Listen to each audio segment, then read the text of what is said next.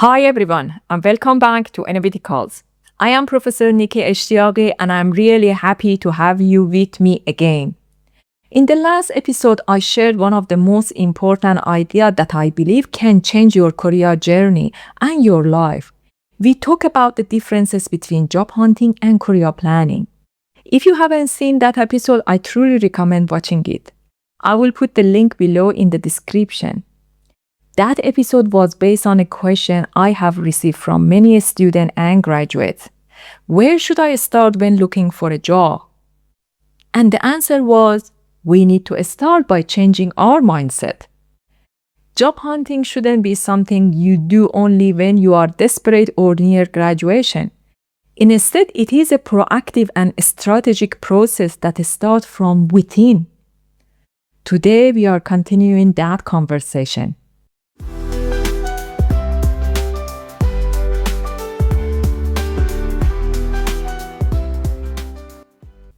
In this episode, I wanted to talk about something else that I see holding many people back: old-fashioned job search advice. Let's begin with something simple but important. There are many traditional ways to look for a job. These are things we were taught at university by career counselor or even by our family and friends.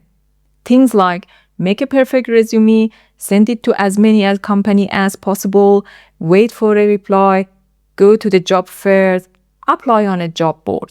These are things that used to work maybe 20, 30 years ago, but in today's fast-changing world, these methods alone are not enough. We live in a different world now. The job market is more competitive. Technology has changed everything. Many companies use software to screen resumes, and most importantly, most job openings are not even advertised. So here it is the truth. If we do not stop and rethink these old methods, we will keep following the paths that do not lead anywhere. Let me tell you a short story. Recently at a conference, a friend of mine came up to me and said, "Nikki, I feel lost. How do I even network?" That question stayed with me because networking is one of the most powerful and misunderstood parts of building a career. I will make a full episode, maybe even two, just about networking soon. But in this episode, I will briefly explain how networking fits into your job search strategy. Before we get into the details, let me pause here for a second. If you are watching this and thinking, this all feels overwhelming, I don't know where to begin, please do not panic. You are not alone. I promise. I will walk you through each of these steps in this journey, and I am always happy to answer your question in comments. Just take one step at a time. You will get there. Now, let's talk about what you can do right now to improve your chance of getting a meaningful, fulfilling job. I will guide you through a few key mindset shifts and strategy that can help you move forward with clarity and confidence. First, rethink when your job search actually begins. In a traditional way, we are told to begin searching for a job after graduation or maybe in the final year. But in today's world, this approach simply doesn't work. Career planning needs to start early, ideally from your first year of university. You should be thinking about what area interests you, what skill you wanted to develop, and what industry you might like to work in. But don't worry, if you are already past that stage, if you have already graduated, or are in your final year, the best time to start is now. You can always start from where you are.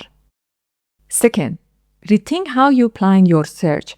Most people have no written plan, maybe a few ideas in their head, but nothing structured. I recommend treating your career like a project, a real plan. Use a spreadsheet, a journal, or any tool you like.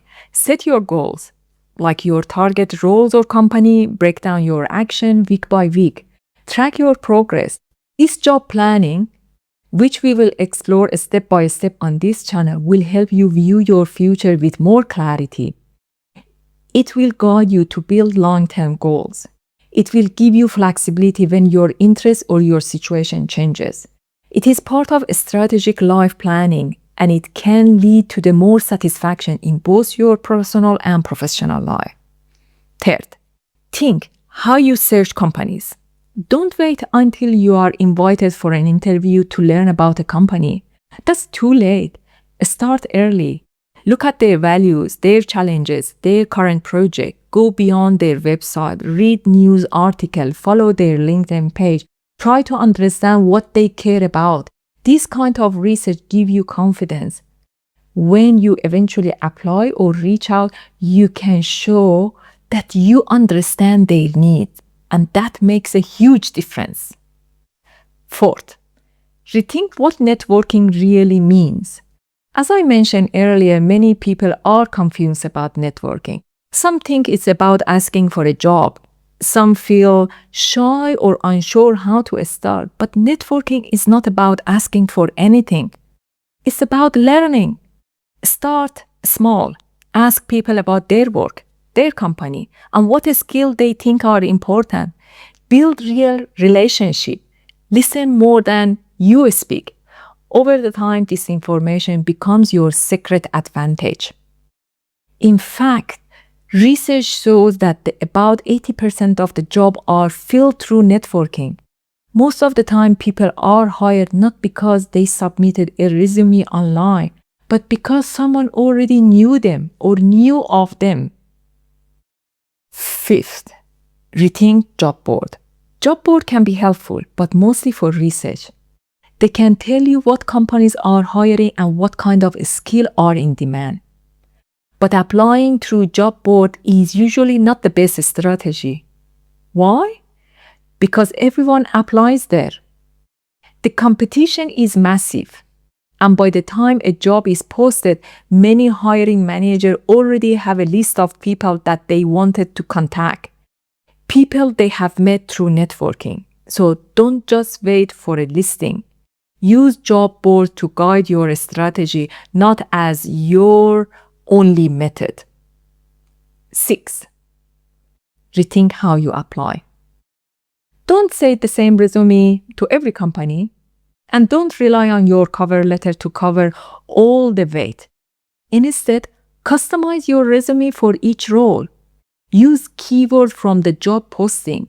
Focus on what the employer needs, not just what you have proud of.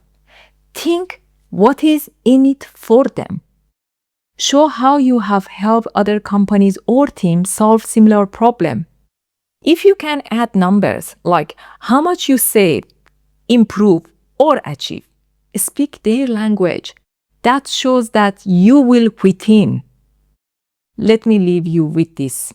We are in a new world of work. If we keep following outdated rules, we will keep getting stuck.